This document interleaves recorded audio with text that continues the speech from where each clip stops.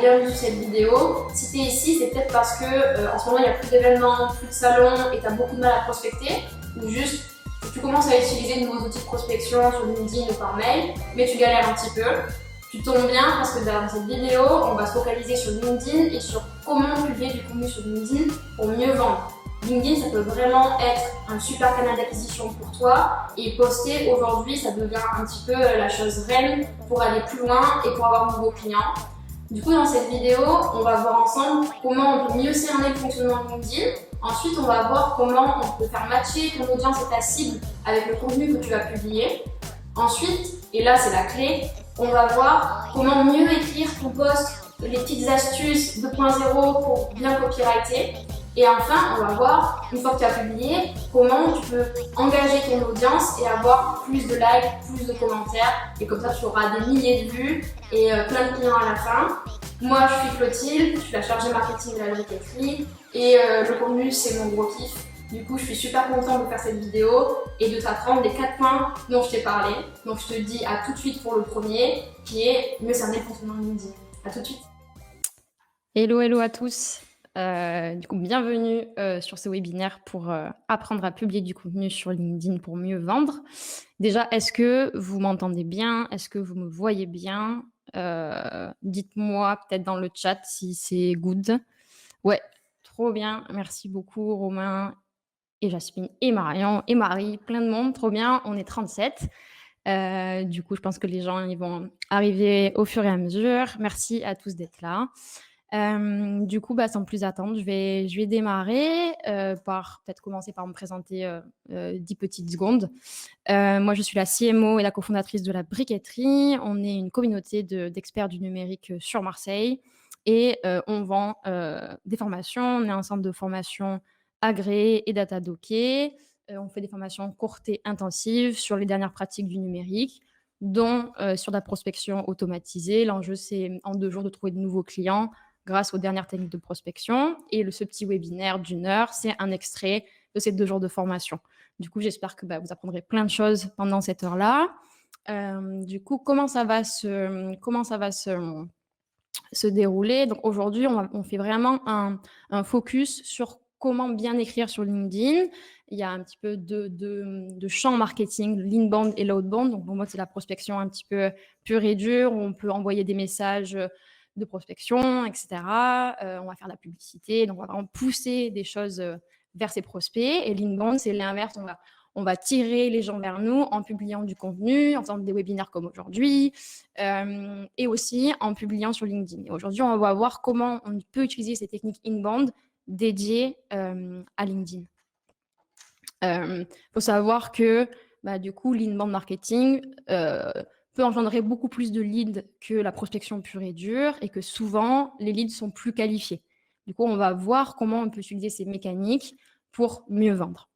Moi, je ne suis pas dans une espèce de clash de l'outbound et de l'inbound, de la prospection pure et dure et du copywriting, mais je pense que c'est des stratégies croisées qui, ensemble, marchent très, très bien. Et c'est en croisant ces 2 approches qu'on va pouvoir plus vendre, mieux vendre et de manière plus efficiente. Du coup, le programme de cette petite heure, on va passer 3-4 minutes au début là pour mieux cerner le fonctionnement de LinkedIn, voir sur quel pilier il repose. Ensuite, on va voir comment on peut faire pour bien cibler et pour savoir à qui on va écrire.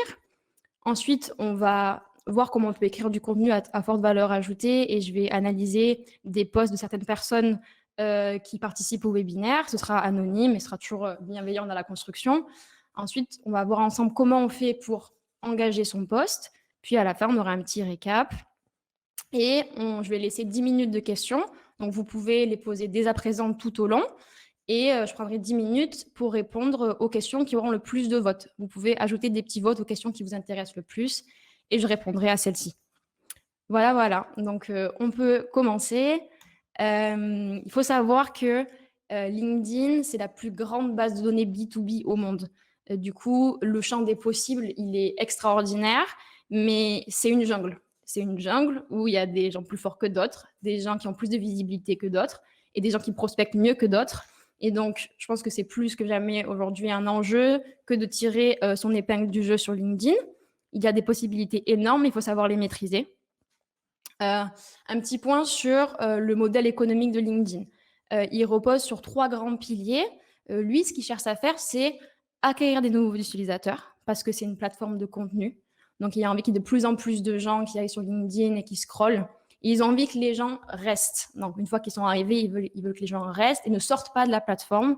Et bien sûr, comme ils ne sont pas philanthropes, évidemment, ils veulent générer du revenu. Donc, LinkedIn fait de l'argent majoritairement avec ses abonnements payants, par exemple Cess Navigator, on en parlera un petit peu tout à l'heure. Et forcément, comme c'est une plateforme de contenu, c'est pas un réseau social, c'est vraiment une plateforme de contenu, tout repose sur vous, en fait. S'il n'y a pas de bon contenu qui est écrit sur LinkedIn, en fait, les gens vont partir. Donc, il y a vraiment un gros enjeu pour eux que les posts soient qualitatifs, qu'il y ait des commentaires, etc. Donc, forcément, les gens qui créent de l'intérêt, qui suscitent de l'intérêt, vont être plus mis en avant que les autres. Et il y a un petit point que j'aimerais faire avant d'entrer un peu plus dans le vif du sujet. Donc, on sait sur LinkedIn, il y a à la fois des pages professionnelles et des pages perso. Donc, aujourd'hui, on va vraiment parler des pages perso parce que c'est là où on peut prospecter, c'est là où on peut vraiment faire du business. La page LinkedIn Pro, c'est vraiment un reflet de votre entreprise, de qui vous êtes. Ça vous fait gagner en crédibilité. Et je ne dis pas qu'il ne faut pas créer de page LinkedIn Pro, c'est essentiel. Aujourd'hui, une boîte qui n'a pas de page LinkedIn Pro, elle n'existe pas. Ça vous permet de vous légitimer, mais on ne peut pas prospecter avec une page LinkedIn Pro. On peut vraiment rien faire. Donc, l'idée pour moi, ça va être vraiment de mettre en avant des succès, des actus, des événements, etc. Mais c'est pour LinkedIn perso, en fait, c'est vous. Enfin, je veux dire, il faut vraiment essayer de vous brander et de mettre en avant votre identité, qui vous êtes vous en tant que personne. Et en fait, les gens vont pas suivre, je sais pas, Clotilde ils vont pas choisir de suivre la CMO de la briqueterie, mais Clotilde Régnier, parce que j'ai telle appétence pour telle chose et que j'ai une personnalité. Et les gens s'attachent à quelqu'un et souvent pas à une boîte. Souvent, on a des têtes d'affiche dans des boîtes. Et c'est pour ça qu'on suit une boîte, c'est pour ça qu'on a envie de découvrir, c'est pour ça qu'on a envie de s'inscrire au webinaire, etc. Donc voilà, on va vraiment aujourd'hui se pencher sur nos LinkedIn perso. On va commencer du coup par la première partie qui est comment on fait pour bien identifier son audience pour publier sur LinkedIn. En fait, il y a un enjeu qui est extrêmement important avant même d'apprendre à écrire correctement, avant même d'apprendre à engager ses posts, c'est se demander à qui j'ai envie de parler et selon à qui j'ai envie de parler, quels sont les besoins de ces gens-là, en fait. Et au-delà de ça, c'est à qui j'ai envie de vendre quelque chose. Qui est susceptible d'être intéressé par mes offres. Et du coup, les gens seront intéressés et n'interagiront avec vous que si et seulement si vous répondez à leurs besoins. Du coup, il y a un gros enjeu qui est de définir sa communauté, définir son cœur de communauté et se dire pour qui je désire créer du contenu. Et il y a un petit exercice qui peut être sympa à faire, c'est de se dire, qui aujourd'hui est dans vos premières relations sur LinkedIn, VS, à qui vous voulez vendre. Et bien souvent, on se rend compte que, je ne sais pas, en moyenne, les gens, s'ils sont pas hyper actifs sur LinkedIn, mais qu'ils ont quand même un petit réseau, ils vont avoir, je ne sais pas, 500, 600 personnes sur LinkedIn. Et souvent, c'est des pairs, en fait. C'est des pairs, c'est des gens qu'ils ont rencontrés à l'école, etc. Donc, on va avoir 3-4 personnes qui vont commenter, on va avoir 20 likes, etc. Mais ça ne va pas être des gens à qui vous allez vendre quelque chose, parce que c'est des gens qui sont comme vous, c'est pas des gens à qui vous allez pouvoir vendre. Donc, parfois, ça peut arriver qu'on puisse le faire. Mais il y a un vrai enjeu sur ça. Moi, par exemple, j'ai une cible, c'est les CEO de boîtes. Si j'ai pas ces gens dans mon premier réseau, ça va être super difficile pour moi d'engager sur mes posts. Donc, il y a vraiment un vrai enjeu qui est d'agrandir sa communauté sur les gens à qui on a envie de vendre. C'est un peu le b.a.-ba, mais c'est vraiment l'idée que les personnes avec qui vous êtes connectés, c'est les premières personnes à qui le contenu va être montré sur LinkedIn. Donc, il faut vraiment élargir son réseau. Moi, il y a un exercice que je fais et que je fais faire aux gens avec qui je travaille, c'est d'élargir vraiment le réseau chaque semaine. Aujourd'hui, on peut ajouter 150 personnes par semaine sur LinkedIn. Faites-le. C'est vraiment essentiel. Petit à petit, on ajoute des gens, on ajoute les gens qui sont intéressants pour nous. Et il y a une logique qui est super, c'est à la fois de prospecter ces personnes-là de manière directe en envoyant des messages de connexion, etc. et faire des suites de messages, et en même temps de poster. Pourquoi ? Parce que la personne, elle vous a dans votre réseau, où vous commencez à la prospecter, elle voit quoi ? Elle voit des posts hyper intéressants sur sur des choses qui peuvent l'intéresser. Toute la personne va se dire, OK, elle a amené un intérêt commercial pour moi, mais du coup, elle va aussi voir que vous êtes un expert sur le sujet. Du coup, forcément, la personne, elle a plus envie de répondre, elle a plus envie d'interagir avec vous. Il y a vraiment une croisée des chemins entre les logiques inbound et outbound. Et ensuite, une fois qu'on a identifié sa cible, donc moi, par exemple, les CEO qui bossent plutôt dans la tech, par exemple, ça pourrait être ça pour moi, que j'ai mis en place des actions pour ajouter ces gens, je vais pouvoir commencer à écrire du contenu pour eux. Du coup, il y a vraiment un truc qui est super important quand on écrit du contenu, c'est de se dire que mon post, il doit avoir un seul objectif. Ça doit mener à un unique call to action. Imaginez-vous en fait que quand vous écrivez un post, vous êtes sur une landing page d'un site internet et qu'il y a un seul bouton et que ça doit mener à une seule action. Par exemple, prendre une démo, n'importe quoi, s'inscrire à une newsletter. Mais en fait, sur votre post LinkedIn, c'est exactement pareil. Il faut un seul objectif. Et il faut un seul objectif et du coup, ça doit mener à une action si vous voulez que les gens interagissent avec vous. Par exemple, là, c'est un petit exemple d'un post de Pierre qui est mon associé. On avait envie de trouver des profils marketing dans la région sud. Du coup, il fait un petit post où il dit qu'on n'arrive pas à trouver des bons profils, etc. Et à la fin, il dit remplissez mon questionnaire. C'est ça le call to action de ce post-là. Et il est en premier commentaire. Pourquoi il est en premier commentaire? Parce qu'en fait, comme on l'a vu tout à l'heure, LinkedIn a envie que vous restiez sur la plateforme. Donc, si vous mettez un lien sortant dans le cœur de votre post, LinkedIn n'aime pas ça. Et ça va baisser votre visibilité, en fait. Du coup, il y a une petite technique, et peut-être que des fois, vous le voyez, vous vous dites, mais pourquoi le lien est en premier commentaire et tout? Eh bien, en fait, c'est parce que c'est pour vraiment éviter que LinkedIn voit d'un mauvais œil le fait que vous ayez mis un lien sortant. Donc là, une petite technique, c'est de mettre ce lien en premier commentaire. Et les gens sont plutôt habitués aujourd'hui à ces mécaniques-là. Donc, pas d'inquiétude, les gens trouveront le lien. Il y a vraiment une clé qui est majeure, c'est la structure. C'est la structure de votre post. S'il y a un seul conseil que je pourrais donner, c'est vraiment ça, c'est la structuration.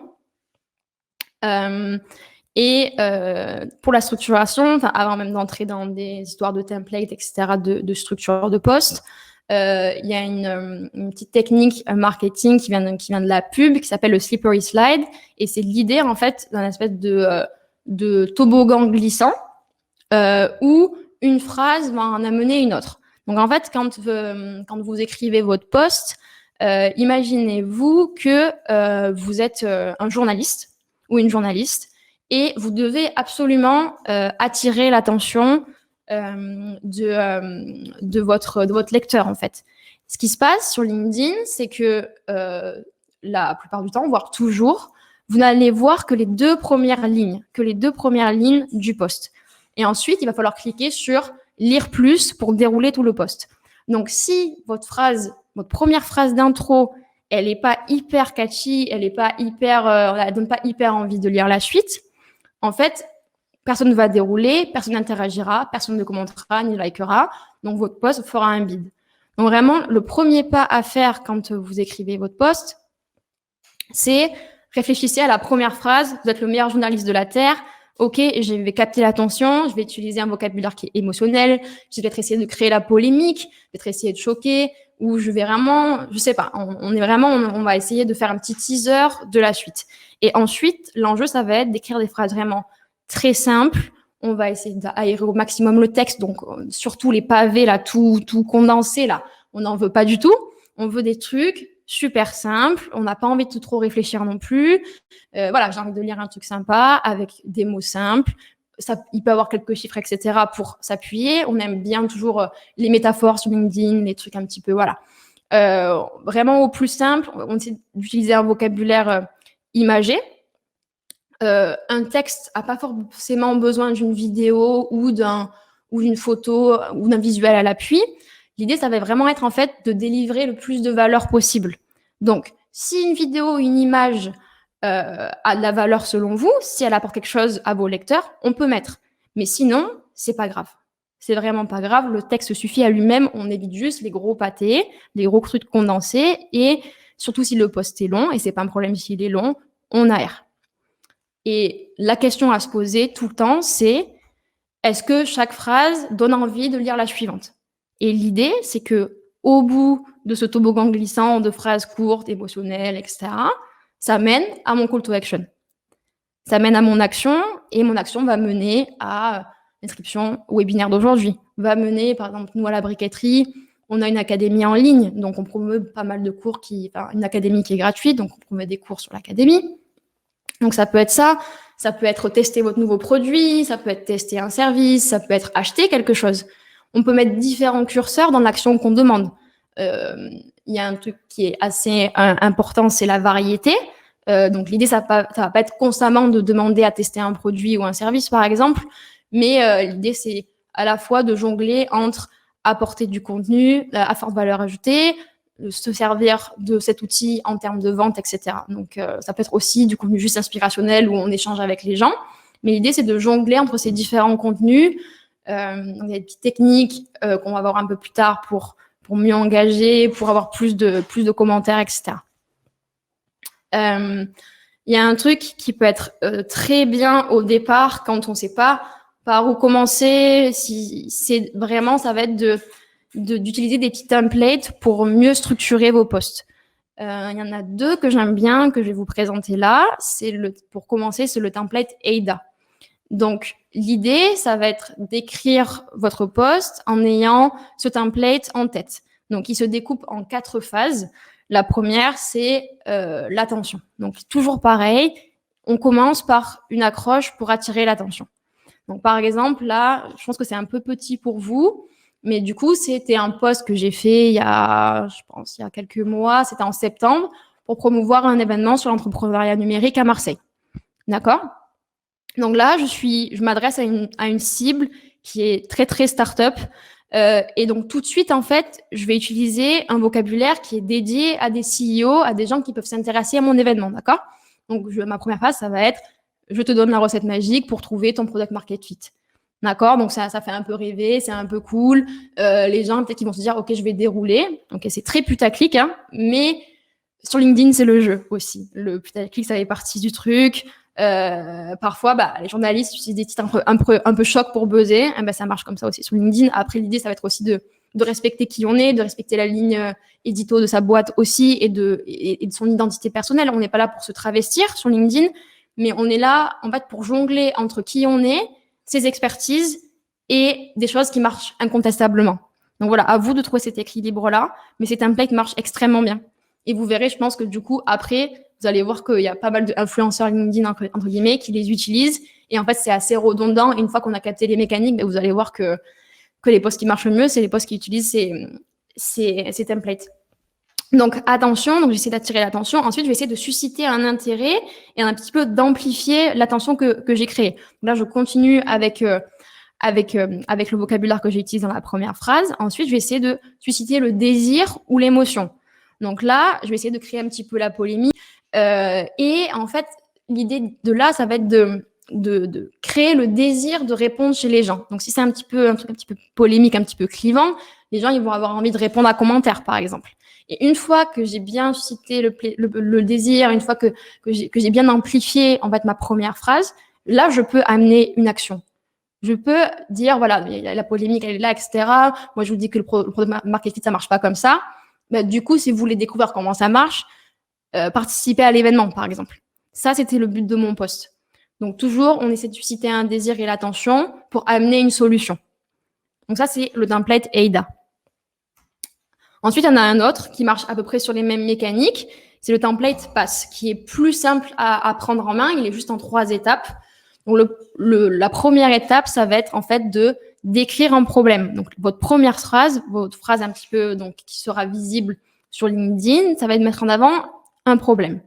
Donc là, par exemple, c'est Pierre qui émanait le fait que souvent on lui disait que ses conseils en gros c'était super, mais qu'en fait c'était pas applicable. Du coup, il les met en avant, c'est un peu clivant, on a envie d'en savoir plus. Et ensuite, l'enjeu, ça va être d'amplifier ce problème. Donc là, il va donner des arguments pour amplifier ce truc. Et à la fin, forcément, quand on amène un problème et qu'on l'amplifie, on peut apporter une solution. Et quand on amplifie le problème, souvent, on peut se placer en statut d'expert et donner ses arguments et se dire, ben, moi, j'ai bien identifié le problème mis en avant et j'ai une solution pour vous. D'accord? Et la solution pour vous, ça peut être n'importe quoi, en fait. C'est à vous d'identifier, en fait, les cordes que vous avez à votre arc en termes marketing pour faire marcher vos posts. Ça peut être beaucoup de choses. Ça peut être des événements, ça peut être, je sais pas, un livre blanc, ça peut être des petites slides que vous mettez en carrousel pour créer, et les gens doivent commenter pour avoir la suite. En fait, il y a un truc qui est assez marquant, je trouve, c'est que si vous avez rien à donner aux gens sur LinkedIn en échange, il y a un problème en fait. Il y a un problème parce que votre stratégie market, peut-être qu'elle est peut-être lacunaire de certaines choses, ou peut-être que juste vous avez plus focalisé sur la stratégie outbound qui est plus dans la prospection, etc. Mais l'idée, c'est que même la prospection outbound, en fait, elle doit se nourrir et elle est beaucoup plus efficace si elle se nourrit de contenu.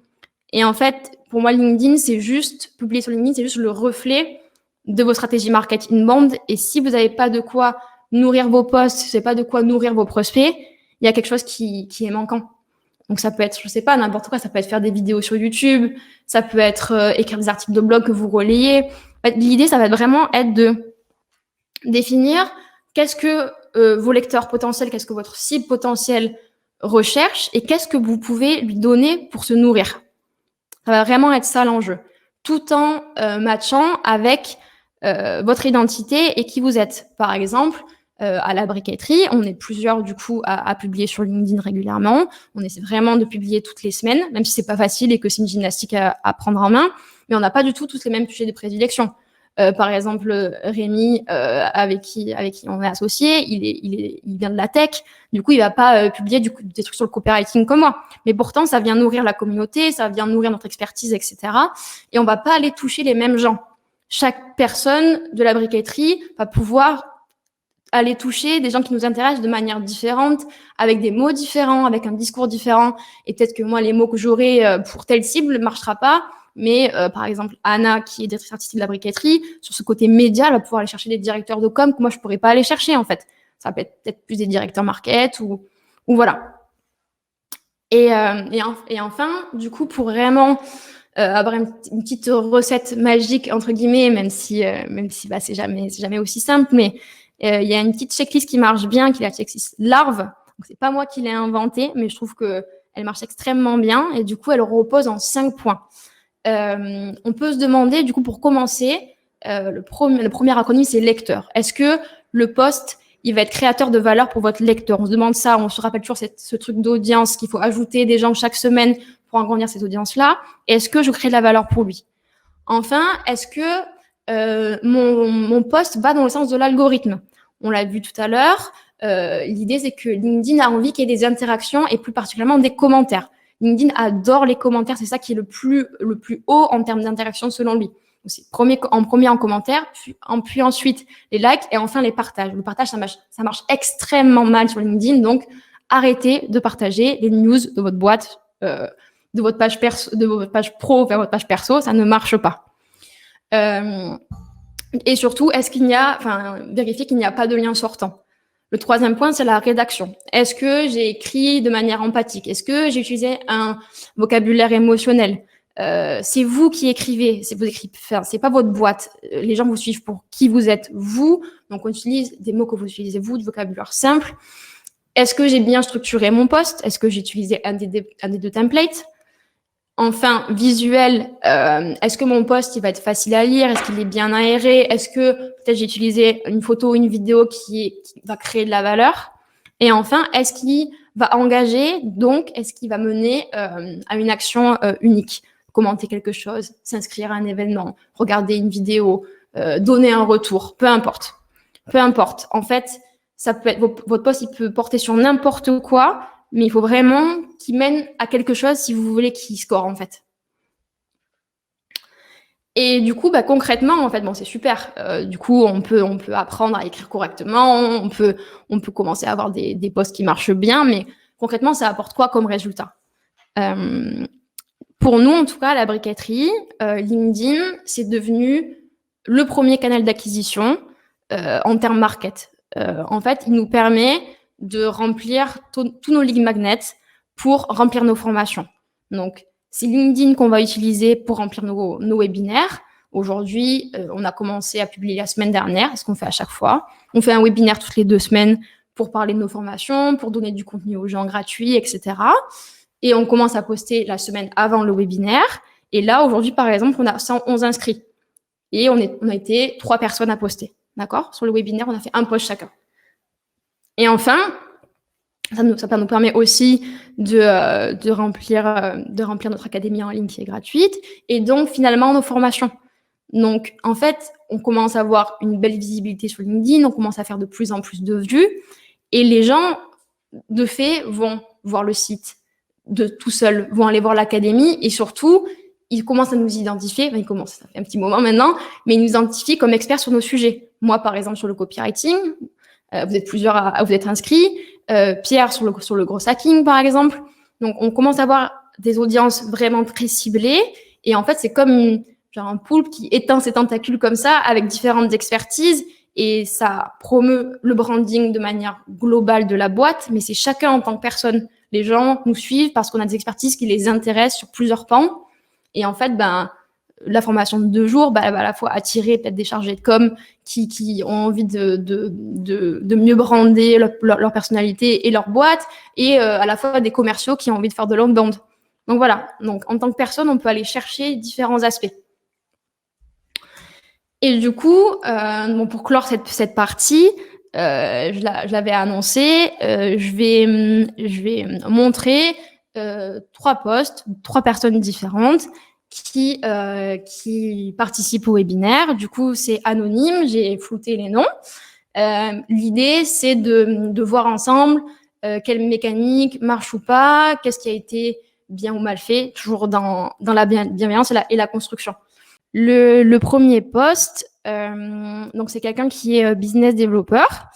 Donc, il y avait ce petit message qui est à gauche, plus une photo à droite. Donc, on a eu 31 likes et 3 commentaires.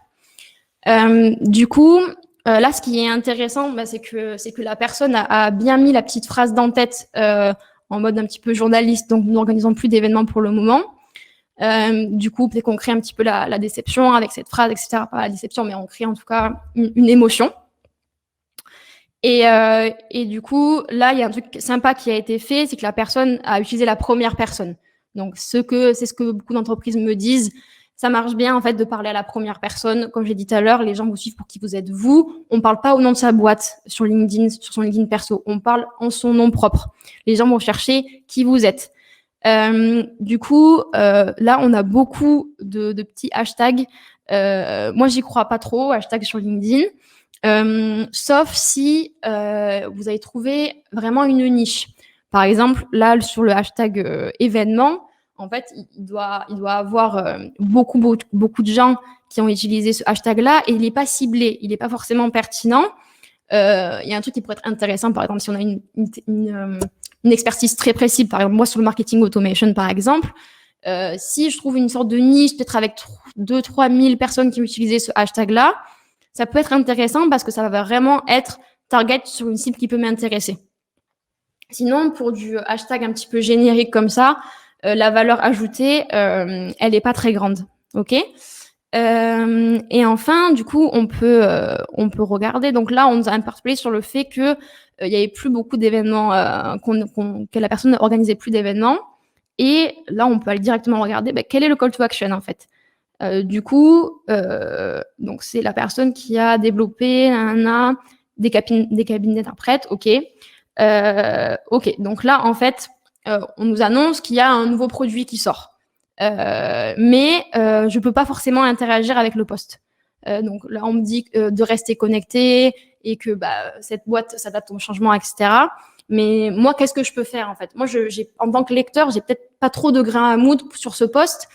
Et peut-être que si je connais la personne, ou si je connais la boîte, peut-être que je vais interagir. Ou si je suis très très intéressée, peut-être que je vais le faire. Mais sinon, je sais pas trop. Donc peut-être que ce qui aurait pu être fait, peut-être, je sais pas, c'est je sais pas, proposer des démos du produit ou j'en sais rien, ou je sais pas, faire un event sur le fait que comment on fait pour digitaliser ou pour changer les événements aujourd'hui, etc. En fait, peu importe, je sais pas les cordes à l'arc de cette boîte, mais l'idée ça aurait été de créer une action, un truc activable directement, ou demander une ressource comme commentaire, etc. Hop. Donc pour le deuxième, donc là j'ai choisi 2 posts parce qu'en ayant discuté avec la personne avant, donc je précise que les posts que j'ai choisis, j'ai demandé aux personnes de valider si elles étaient d'accord que les posts soient mis en avant, d'accord. Donc je suis désolée, je crois que c'est un petit peu petit, mais en fait là ce qui est intéressant, c'est que on a donc c'est des posts qui ont été publiés à 2 jours d'intervalle. Donc c'est les 2 derniers posts de la personne qui est Head of Marketing. Il y en a un qui a plutôt très bien marché. Donc il y a 111 likes et 7 commentaires. Donc pas un engagement en commentaire qui est énorme, mais quand même on a un taux de like qui est pas mal.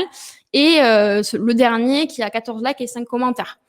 Donc il faut savoir que en vrai l'algo nous met plus ou moins en avant nos posts et que parfois on sait pas trop pourquoi, à vrai dire, mais il y a quand même des trucs qui reviennent. Et dans tous les cas, il faut pas se décourager et l'idée c'est de vraiment éduquer l'algorithme et de poster toutes les semaines. Et parfois, il y a un post qui va extrêmement bien marcher parce qu'on aura mentionné les bonnes personnes, parce que X ou Y raison, parce qu'en fait, on aura demandé, on aura dit qu'on voulait, qu'on pouvait échanger une ressource contre des commentaires, etc. Et du coup, forcément, ça va plus s'engager. Il n'y a pas que des posts qui peuvent scorer et qui peuvent faire 50 000 vues. C'est pas vrai. Mais l'idée, c'est un petit peu de créer de la variété, etc.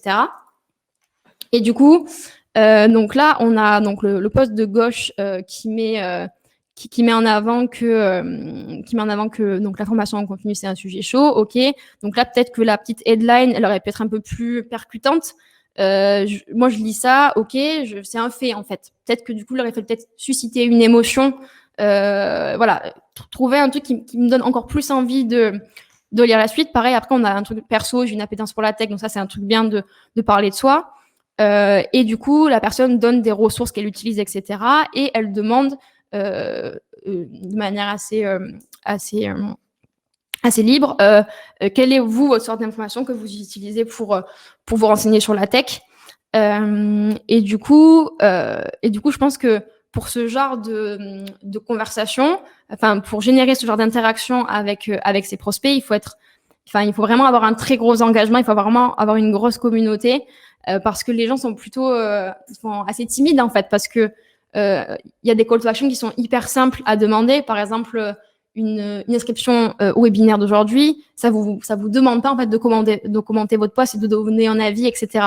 Et c'est dur en fait de demander leur avis aux gens, parce que souvent quand la réponse est lambda, souvent vous allez voir que les gens disent commenter emoji machin ou bidule pour accéder au contenu. En fait c'est un truc tellement intuitif. Je commande, j'appuie, je dis je suis intéressée et j'ai accès à la ressource que la personne me promet. En fait, j'ai pas à réfléchir. Alors que là, il faut vraiment être en lien avec la personne pour se dire ok, je vais vraiment donner mon avis sur le post, et ça peut marcher très très bien.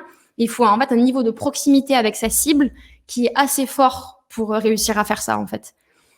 Et je pense que peut-être la différence entre les 2 posts, c'est que il y a vraiment un effort de storytelling qui a été fait sur celui de droite, où c'est un peu l'histoire du télétravail de la personne et comment elle a vécu. Et là, du coup, il y a une vraie histoire. Et en fait, même si là, elle demande encore une fois un truc assez perso et assez ciblé, comme il y a eu toute cette histoire en amont, on a envie de répondre parce qu'on s'est vraiment identifié. Alors que là, sur le post de gauche, je me suis pas vraiment identifiée. C'est pas vraiment émotionnel, etc. C'est plus de la ressource assez objective. Alors que sur le second, je m'attache, j'ai envie de répondre, j'ai envie de commenter. Je pense que c'est pour ça qu'il a mieux marché. Et enfin, une troisième et dernière personne. Du coup, donc ça, là, c'est un freelance SEO. Donc c'est quelqu'un que j'ai eu en formation. Donc coucou à toi si tu suis. Donc là, j'ai pris 2 postes. J'ai pris un poste avant qu'il ait suivi la formation et un poste juste après la formation. C'est le post qu'il a sorti en l'ayant suivi. Et du coup, donc il avait publié il y a 1 an. Un truc, je pense, sur une boîte pour lequel il devait bosser. Et du coup, il avait juste partagé un contenu. Ok, donc je vous l'ai dit tout à l'heure, le partage marche extrêmement mal sur LinkedIn. C'est pas du tout mis en avant, LinkedIn n'aime pas. Du coup, c'est pas une erreur, mais en tout cas, c'est pas comme ça qu'on pourrait susciter de l'engagement sur ces posts. Et ensuite, ce qu'il a fait, donc pour son post qu'il a dû sortir, qu'il a sorti il y a 1 mois, donc il a vraiment respecté. Donc je suis désolée, c'est assez petit, mais il a vraiment respecté les règles que j'ai énoncées plus tôt. Donc il a commencé avec une petite en-tête à la journaliste. Donc il dit le SEO c'est dur, il faut penser sans cesse à chaque critère demandé par les moteurs de recherche. Donc là, lui, il va aller chercher des gens, je pense, qui se lancent dans le SEO, des gens à qui ce vocabulaire-là, il peut parler, des gens qui galèrent avec le SEO, qui peut-être qui commencent à faire des petites métadescriptions, etc. Donc, en fait, tout au long, il va vraiment amplifier, il va se placer en tant qu'expert parce qu'il va dire, voilà, il y a plusieurs erreurs à pas faire dans le SEO, et ben moi, je vais vous les donner en ressources. Donc, il avait donné accès qu'à quelques slides de ces ressources, il fallait commenter pour avoir la suite. Et je sais que ce post a extrêmement bien marché parce qu'il a été contacté par quelqu'un d'une banque, une grosse banque, suite à ce post qui est venu lui parler en direct. Donc, il peut vraiment avoir des corrélations très fortes entre ces posts et des leads super qualifiés, en fait. Parce que la personne se dit, en fait, la personne, ok, est hyper pertinente, ce freelance, il est super bon, il décrit vraiment mon problème. Du coup, si la personne se dit, ce serait peut-être bien que je forme mes salariés au référencement naturel, du coup, directement, je vais le considérer et je vais parler à la personne pour prendre sa formation, sa presta, etc. Voilà, du coup, pour les 3 postes. Et pour finir cette partie-là, c'est super important vraiment de se fixer une régularité de publication hebdomadaire, d'accord ? Il faut que vous éduquiez l'algorithme. Vous pouvez faire un post qui score énormément. D'ailleurs, souvent, quand vous postez plus, que d'un coup vous repostez, LinkedIn vous met en avant. Mais ensuite, il faut l'éduquer. C'est vraiment une gymnastique. Donc, ce que j'encourage à faire, c'est d'avoir un calendrier de publication où on va amener des idées. En fait, l'idée, c'est vraiment d'écrire toutes les idées qu'on a, tous les contenus qu'on a envie, sur lesquels on a envie d'écrire, sur lesquels on est à l'aise. On se force pas à écrire un contenu parce qu'il faut écrire un contenu. Je sais que parfois, nous on le fait, il faut promouvoir nos webinaires par exemple, et pas tous les membres de la briqueterie sont à l'aise avec les sujets, mais on peut toujours trouver un angle de vue sympa pour en parler à sa manière en fait. Donc on essaie de faire une liste de tous les contenus qui pourraient nous plaire. Je sais que nous, par exemple, on a mis en place un calendrier de publication avec une vue Kanban sur Notion. On est très très fan de Notion à la briqueterie. Et du coup, on fait transiter les posts comme ça, on les fait passer de brouillon en posts à optimiser, etc. On se fait relire entre nous les posts et ensuite on publie. Et vraiment, on essaie vraiment de tous se motiver à publier. Moi, j'ai pas mal ce rôle-là à la briqueterie où je vais relire les posts de tout le monde, etc. Je vais bien faire attention à ce que tout le monde publie. Donc voilà, on n'oublie pas de se fixer une régularité. Je sais que c'est dur, mais franchement, le jeu en vaut la chandelle. Il y a donc la avant-dernière partie et qui est super importante. Bon, maintenant, on a bien ciblé, on a commencé à grandir son réseau, on le fait de manière régulière, on commence à écrire, pas correctement, mais on commence à utiliser des bons templates pour écrire, on commence à être plus à l'aise, on s'est fixé une gymnastique. Maintenant, l'enjeu, ça va être d'engager son poste. D'accord ? Et en fait, la magie, elle opère pas forcément toute seule. Il faut savoir que quand vous publiez sur LinkedIn, tout se passe la première heure. D'accord ? La première heure ou les 2 premières heures. Si votre post ne prend pas la première heure, il ne prendra plus. Donc, comment ça marche en fait ? L'algorithme, en fait, ça va marcher par boucle de viralité. D'accord ? Donc, ce qui va se passer, c'est que LinkedIn va diffuser votre post en premier échantillon. Premier échantillon qui est dans votre premier réseau. C'est pour ça que j'insiste vraiment sur agrandir votre audience de premier réseau. Puis, il va donc diffuser à votre premier échantillon. Puis, il va mesurer la réussite de votre post. Donc, si votre post fait un bid dans votre premier réseau, d'où l'idée de bien cibler, en fait, il ne montrera pas un 2e échantillon, puis un 3e échantillon, etc. Donc, l'idée, c'est qu'il va voyager dans des boucles de plus en plus grandes, de plus en plus larges. Et en fait, quand quelqu'un like ou commente votre post, dans le fil d'actualité, ça va apparaître pour son propre réseau à lui ou à elle. Du coup, c'est pour ça que ça peut vraiment prendre des proportions énormes. Mais dans tous les cas, la durée de vie d'un post, elle n'est pas non plus énorme. Même un post qui marche très, très, très bien, il n'a pas une durée de vie de plus de 3 semaines. D'accord ? Donc vraiment, l'idée, c'est vraiment de frapper très fort et très vite. Et pour ça, il y a 3 méthodes. Il y a la première qui est d'attendre. Et c'est d'ailleurs ce qu'on fait de manière assez naturelle. On se dit, j'ai fait tout mon travail, là, j'ai bien suivi les bonnes règles pour le copywriting, j'ai mis des bonnes personnes dans mon réseau, j'attends que la magie opère. Souvent, ça suffit pas. D'ailleurs, ça suffit jamais si vous voulez vraiment aller très haut. Il y a 2 méthodes qu'on peut utiliser pour booster un petit peu tout ça à la première heure. La première, ça va être de solliciter vos différents cercles. Je sais que nous, à la briqueterie, on a un Slack, on a différentes channels, et il y en a un qui s'appelle Mégaphone, et ça permet à tous les gens du lieu et de la communauté de partager leur action de communication. Et du coup, ça, c'est très bien. Genre, peut-être que vous avez, je sais pas, un groupe d'entrepreneurs, un groupe de pairs dans le marketing, dans la com, peu importe, ou même des collègues. Il faut que les gens de la boîte en interne commentent. Il faut vraiment que les premières personnes qui doivent commenter, en fait, c'est vos salariés, c'est vos collaborateurs, c'est vos boss, en fait. Et l'idée, c'est que quand on commente toujours pareil, ça donne accès à un autre pan de réseau. Donc, il faut s'apporter les uns les autres. Et ça peut paraître un peu débile de commenter le post de son collègue, mais en fait, c'est crucial, quoi. Et il y a une troisième méthode qui est assez décriée, mais que moi, j'utilise au risque de me prendre les foudres des gens du marketing, c'est d'utiliser des pods d'engagement. Donc, qu'est-ce que c'est un pod ? Un pod, c'est un groupe d'engagement automatisé, en fait, à la manière un petit peu du Slack, du channel Slack dont je vous ai parlé. C'est un groupe où il y a des gens comme vous et moi. C'est pas des robots, mais on va dire que ça va être un groupement de gens intéressés par la vente. Ils vont liker et commenter, possiblement automatiquement, votre post. D'accord ? Et ces gens, ils sont rassemblés autour de thématiques précises. Du coup, il peut y avoir des pods d'engagement sur l'entrepreneuriat, sur la com, sur n'importe quoi. Et en fait, vous allez déposer le lien de votre post dans ce groupe d'engagement-là. Vous allez demander un nombre de likes. Donc, je peux demander, j'en sais rien. L'idée, c'est pas de demander 400 likes. Ça n'a aucun sens, en fait. Moi, je l'utilise comme vraiment un biais psychologique. Je me dis que en fait, c'est beaucoup plus difficile de liker un post s'il y a 0 like. C'est hyper humain, en fait. C'est hyper humain. Si même le post il est hyper bien écrit, s'il y a aucun like, aucun commentaire, le premier like à poser, il est d'une difficulté sans nom. Il faut vraiment assumer, il faut vraiment adorer le contenu pour poser un like. C'est super engageant, en fait. Parce qu'en tant que personne, je vais être la première à aimer.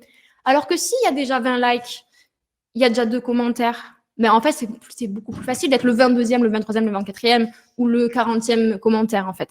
Donc voilà, je le vois pas comme, c'est pas comme ça qu'on engage, je veux dire, de manière frontale un post, mais c'est comme ça qu'on enlève la timidité des gens. Moi, je le vois vraiment comme ça. Et il y a des outils de pod qui sont gratuits, dont un qui s'appelle Podawa, qu'on utilise à la briqueterie.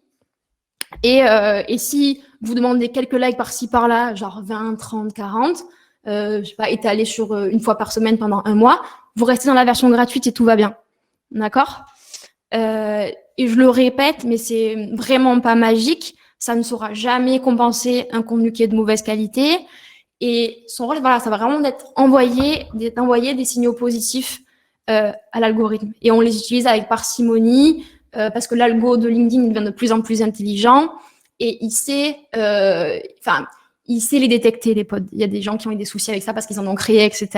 Je pense notamment à Guillaume Loubèche, qui est le fondateur de l'EMLIS. Il a eu des gros problèmes vis-à-vis de LinkedIn. Il s'est fait jarter de LinkedIn parce qu'il a créé un outil de pod, d'accord ? Mais si c'est fait avec parcimonie, vous risquez rien et ça peut décliquer des choses, d'accord ?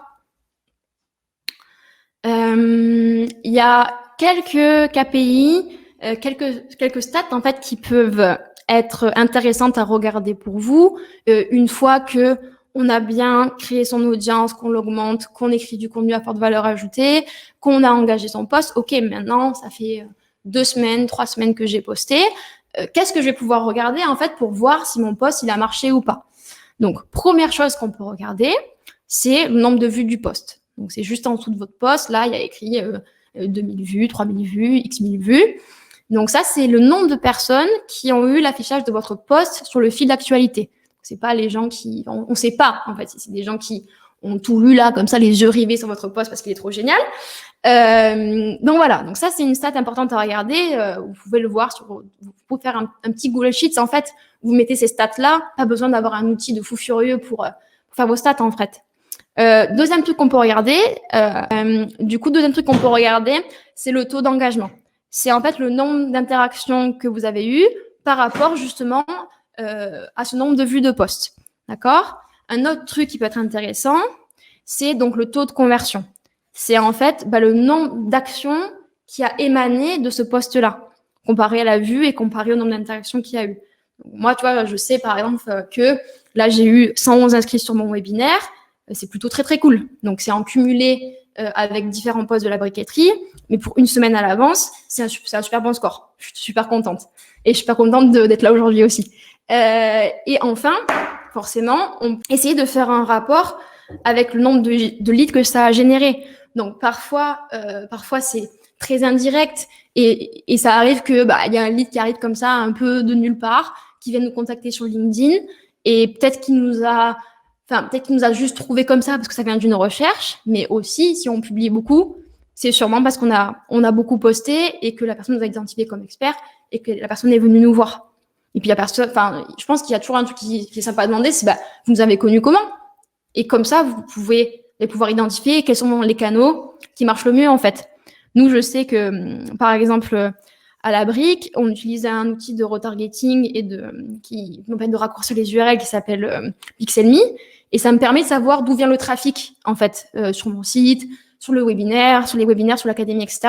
Donc, ça me permet de savoir à quel point LinkedIn est performant et percutant pour nous en termes d'acquisition, en fait. Et vous pouvez très bien vous faire des petits bit.ly aussi, des petits raccourcisseurs de liens qui traquent un petit peu pour savoir à quel degré LinkedIn rentre en compte dans vos stratégies, en fait. Mais en tout cas, ça vaut vraiment le coup d'essayer. Si on respecte bien ces codes-là, ça peut vraiment aller très, très loin. Et la courbe d'apprentissage, elle est très rapide, en fait. Il faut vraiment se mettre la gymnastique d'écrire. Mais une fois qu'on l'a, il faut persévérer. Du coup, un petit résumé, je suis plutôt à l'heure, donc je suis contente. Va nous rester 10 minutes pleines pour les questions. Donc, pour conclure, pour vraiment bien écrire pour vendre sur LinkedIn, il va y avoir 3 grandes phases très importantes. La première, ça va être donc de cibler et écrire pour sa communauté. Donc, pour ça, il va falloir être conscient de à qui on veut parler. Et pour ça, une super méthode, donc, c'est d'agrandir son réseau avec les personnes qu'on souhaite cibler. Donc, nous, à la briqueterie et dans les formations, on utilise un outil qui s'appelle Prospecting, qui nous permet donc d'extraire les recherches qu'on va faire soit avec LinkedIn classique, soit avec Sales Navigator, qui est l'outil payant de LinkedIn pour cibler de manière encore plus précise. On va pouvoir extraire ces recherches et envoyer des notes de connexion, envoyer des messages pour agrandir son réseau. Donc, c'est une première action à faire. Mais il y a aussi d'autres outils qui existent, par exemple Phantom Buster, qui permettent de faire la même chose, d'accord ? Ensuite, deuxième étape, ça va être d'écrire du contenu à très forte valeur ajoutée.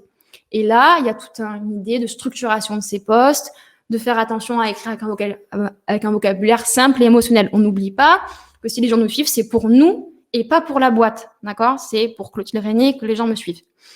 Et enfin, l'idée, ça va être de faire interagir ces lecteurs. Les 2 phases en amont ne servent à rien si je suis incapable de faire interagir mes lecteurs par la suite. Les 2 phases avant sont des prérequis importants, mais ensuite, il faut créer l'interaction. Donc, on ne laisse pas laisser opérer la magie de son poste comme ça. On fait des actions pour engager, d'accord ? Avec des collègues, pour commencer, avec des groupes de pairs, avec les pods, ça peut nous aider en l'utilisant de manière intelligente. Voilà pour cette partie théorique sur le webinaire. Pour ceux qui sont restés jusqu'à la fin, il y a 2 petits cadeaux. Vous allez recevoir un mail aujourd'hui ou demain avec les slides du cours. Et je propose 10 places pour des appels stratégiques de 15 minutes pour les gens qui veulent qu'on voit ensemble un de leurs posts ou leur stratégie sur LinkedIn. Donc voilà, vous allez recevoir un petit lien pour prendre un rendez-vous avec moi à la fin du webinaire. Donc n'hésitez pas. Et voilà.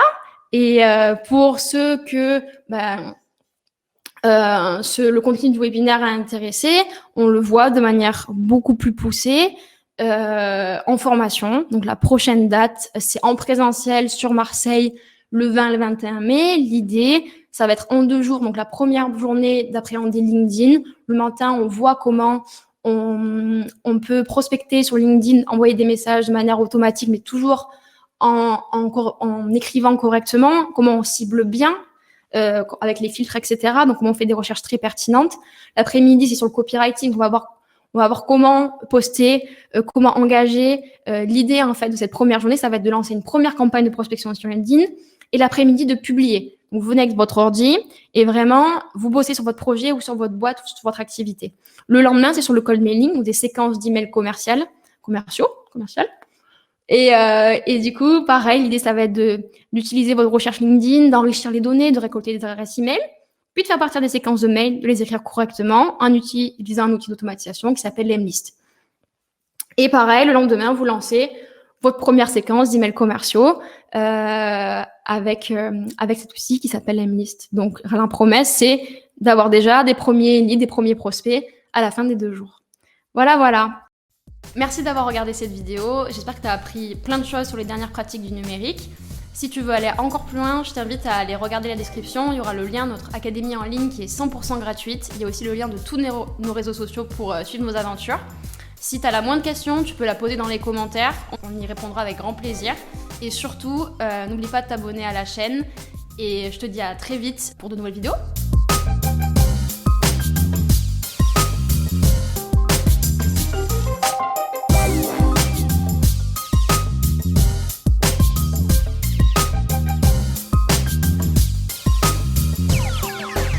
It sound right, boys.